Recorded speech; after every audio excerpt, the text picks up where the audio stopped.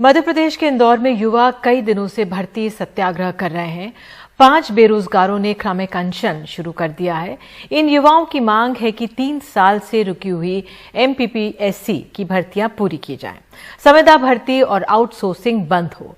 वैसे अगले साल होने वाले विधानसभा चुनाव से पहले राज्य सरकार 1 लाख से ज्यादा सरकारी भर्तियां निकालने का ऐलान कर चुकी है, लेकिन सवाल यह है कि इस ऐलान पर अमल कितना हो पाएगा। 1 साल में कम से कम 1 लाख भर्तियां सरकारी की जाएंगी। बैकलॉग के पद भरने में हम कोई कसर नहीं छोड़ेंगे।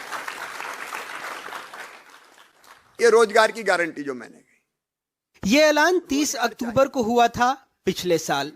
भूखे भजन ना होए गोपाला, काम धंधा तो चाहिए, रोजगार तो चाहिए। चाहिए कि नहीं चाहिए रोजगार? अरे सब बताओ, चाहिए कि नहीं चाहिए?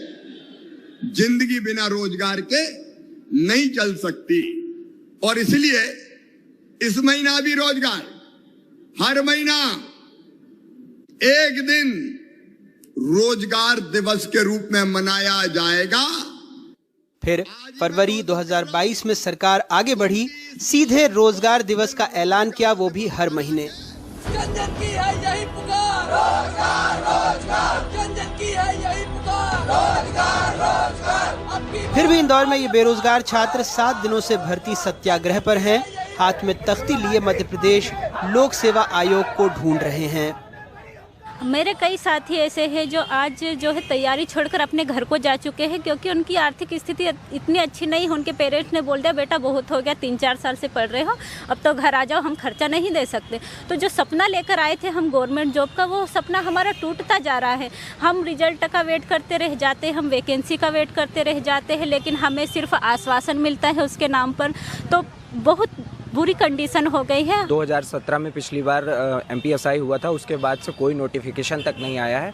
बार बार एक व्यापम के कैलेंडर में शो तो होता है, लेकिन वो कैलेंडर ही कैंसिल कर दिया जाता है और अभी तो पिछले 2 सालों से वो भी नहीं आया हुआ है। हर पार्टी के घोषणा पत्र में, भाषणों में बेरोजगारों का जिक्र होता है। मुख्यमंत्री हर महीने इसका राग भी छेड़ते हैं। ऐसा भी नहीं है कि अलग से पद देने हैं। सरकार के ही 55 में से 44 विभागों में 3 लाख से ज्यादा पद खाली हैं। अकेले स्कूली शिक्षा विभाग में 87,630 पद खाली हैं। स्वास्थ्य विभाग में 14,313 पद खाली हैं। कृषि विभाग में 4,634 पद खाली हैं। छोटी छोटी 3 कहानियां और सुन लीजिए। 2018 में सरकार ने नौकरी दिलाने के लिए एक निजी कंपनी से करार किया।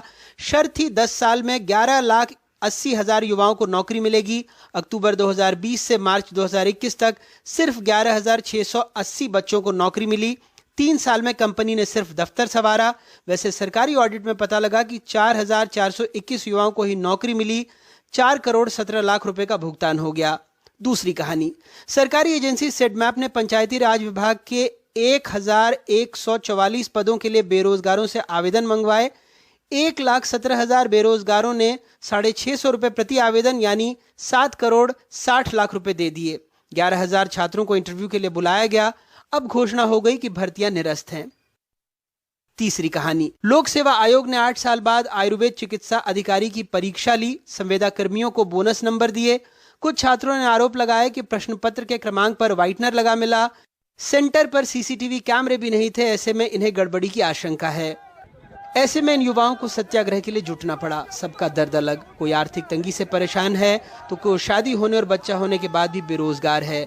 मगर सबकी उम्मीद यही है कि सरकार जागेगी और उनकी नौकरी लगेगी। काश ऐसा ही हो। देश में कई सरकारें अब इश्तिहार से ही चलती हैं।